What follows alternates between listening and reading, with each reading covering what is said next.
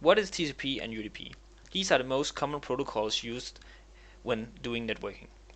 So we have TCP, which is Transport Layer Protocol, and we have UDP, which is User Datagram Protocols.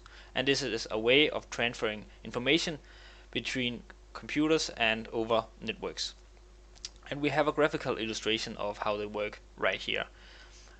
So with TCP, we are, when sending messages, getting an acknowledgement of that message. Whereas in UDP, we are just communicating one way, we are just transferring a lot of data in one direction. So let's take a closer look at each of these.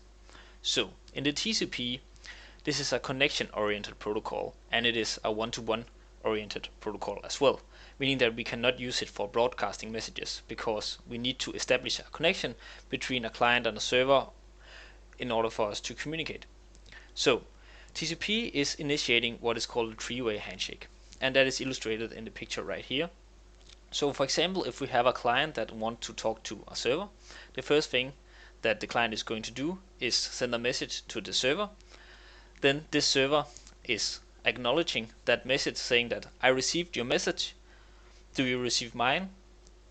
Then the client say as the last part of this three-way, yes, I received it, and now the connection is established. The reason why we have this three-way handshake is because let's take an example where we communicated to the server and our message got through. So we send hello server, and our server say, oh yeah, I got your message, do you got mine? And then even though we got to the server, there might be a firewall rule blocking this message from getting back to us, meaning that we don't get an acknowledgement. So in order to confirm that the server can talk to us and we can talk to the server, we need this three-way handshake before our connection is established.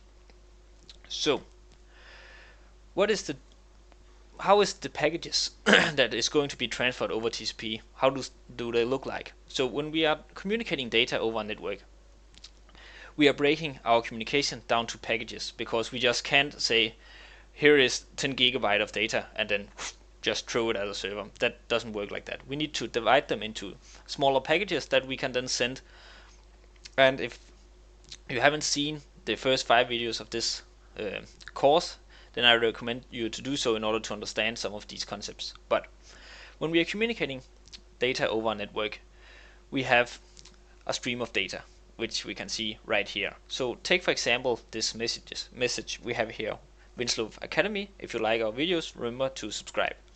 This is, let's say this is a long message. I know that it is quite short, but just imagine that this is a very big message. So what we're going to do when communicating this, for example, to our friend over a network, we're going to break this down into smaller packages. And since this is TCP, we need to have a header on our packages. We also have that with UDP, but with TCP we need a 20 byte header.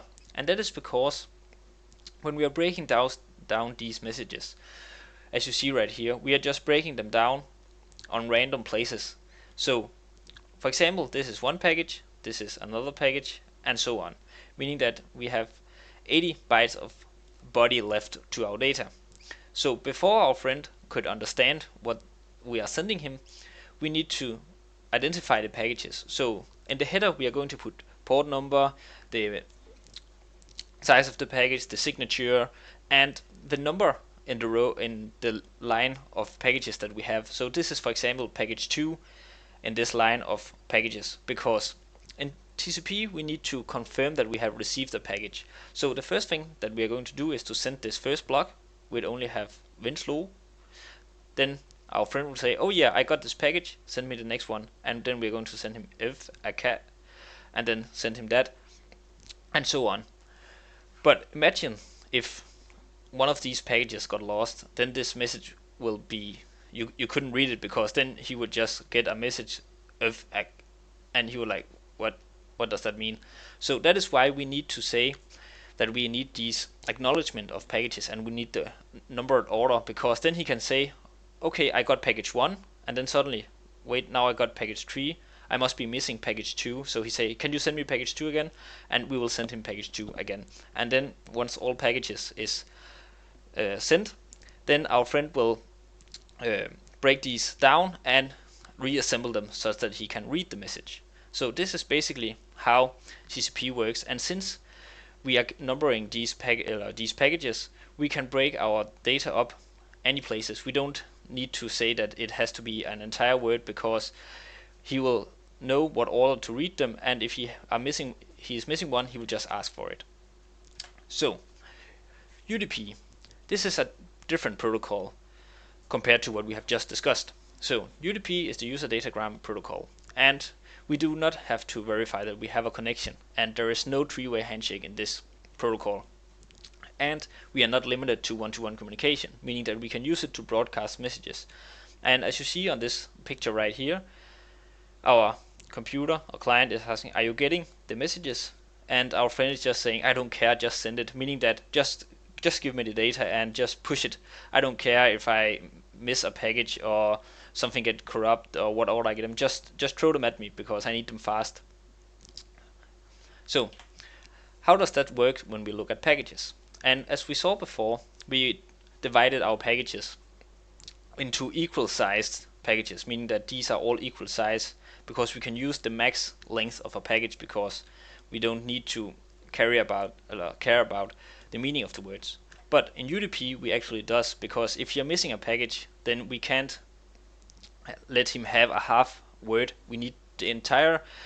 We need to break the message and data up in where it make logical sense. So for example, here we are having the first packages with just the word hey, and then the next one is it's not too late to subscribe, meaning that he could still make sense of this word and this sentence even if one of them is lost. So that is basically the main difference between TCP and UDP, and since we are not getting all this information about the number of the packages and so on, we can have a much smaller header, but we cannot utilize a max length of the data packages, because we need to make these logical splits, and that this makes our packages in different sizes. So where are the TCP and UDP used? For example, when you're transferring a file over a network, you're using TCP because you need to be sure that the entire file is getting transferred. But UDP, on the other hand, is for example used when you're streaming online.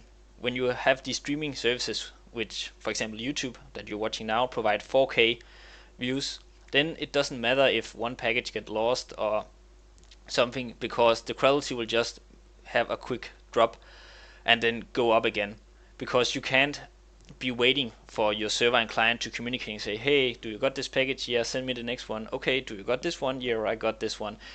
When streaming, you just need the data as fast as possible to keep up the quality and to be able to view it without lagging and having the browser just spinning and waiting.